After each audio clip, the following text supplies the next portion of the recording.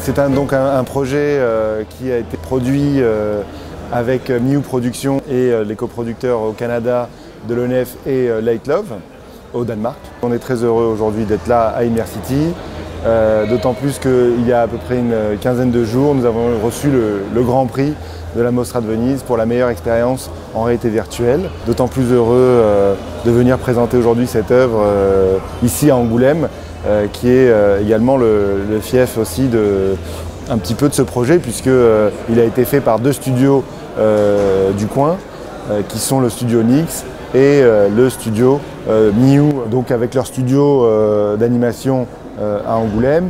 Et puis on s'est dit, pourquoi pas aller chercher aussi des compétences technologiques pour de la réalité virtuelle.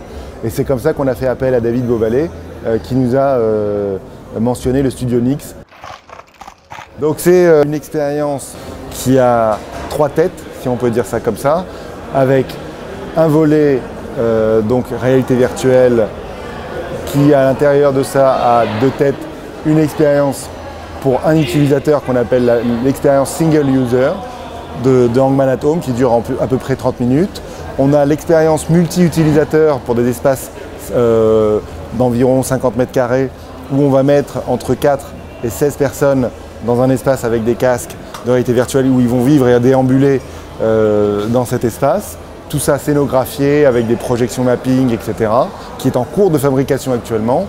Et un court-métrage traditionnel qui sera diffusé à la télé, au cinéma, dans les festivals et autres lieux. Voilà, donc trois projets qu'on porte avec les réalisateurs Michel et Yuri Kranot, qu'il faut évidemment ne pas oublier. Maintenant, on a d'autres objectifs avec ce projet, c'est de produire l'œuvre immersive multi-utilisateur d'art, les location-based entertainment, pour les espaces de médiathèque, pour les espaces en tout cas qui seraient prêts à nous accueillir pour présenter cette œuvre unique en réalité virtuelle où plusieurs personnes pourront déambuler dans l'œuvre immersive. Donc ça c'est notre prochain challenge, voilà, en même temps, simultané, avec des avatars dans cette œuvre qui va durer là au total environ 3/4 d'heure avec des performeurs à l'intérieur. Voilà, c'est vraiment une œuvre complète et qui va nous demander beaucoup de temps et de moyens. On a fait déjà plusieurs projets en réalité virtuelle, mais c'est la première fois qu'on obtient le Grand Prix à Venise.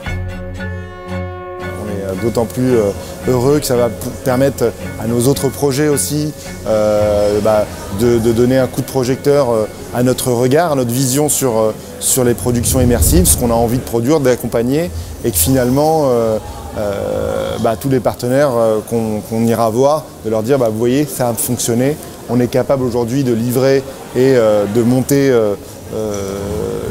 les projets pour qu'ils arrivent au meilleur niveau international. Voilà, donc c'est une vraie chance, j'ai envie de dire, d'avoir obtenu ce prix pour les autres productions, pour les autres projets et pour notre collaboration commune avec Miu, avec la région, le département, etc. Ça fait un certain nombre d'années qu'on travaille avec les réalisateurs, Michel et Yuri Kranot, puisque nous avions produit il y a de mémoire 3 ou 4 ans, Nothing Happens, qui était déjà un court-métrage et une expérience VR.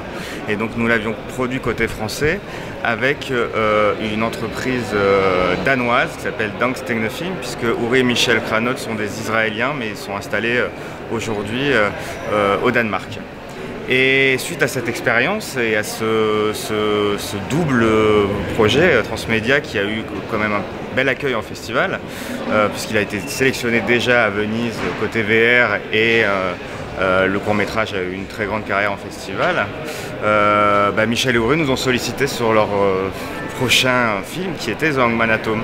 Avi, que je connaissais par ailleurs, on lui a proposé le projet, et Avi connaissait le projet puisqu'il avait déjà voyagé dans différents marchés, et on a signé cette coproduction où du coup Miu était plutôt en charge de toute la partie, on va dire, court-métrage et surtout fabrication d'animation, et Floréal Film plus en charge avec Nix sur le territoire de la partie VR et multi-user. C'est une animation qui est un processus assez particulier puisque d'abord on tourne les comédiens sur fond vert, Donc il y a une prise de vue réelle au départ. De ce tournage, on en sort des images clés sur papier. Les animateurs animent en traditionnel papier à la peinture.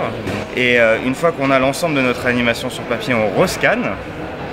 On obtient une animation en peinture et là, on rajoute une nouvelle couche d'animation là au numérique pour souligner tous les traits, les yeux, toutes les expressions. Donc on les voit, hein, tous ces traits, on les reconnaît ensuite. Voilà. Donc, et après, on obtient notre animation finale.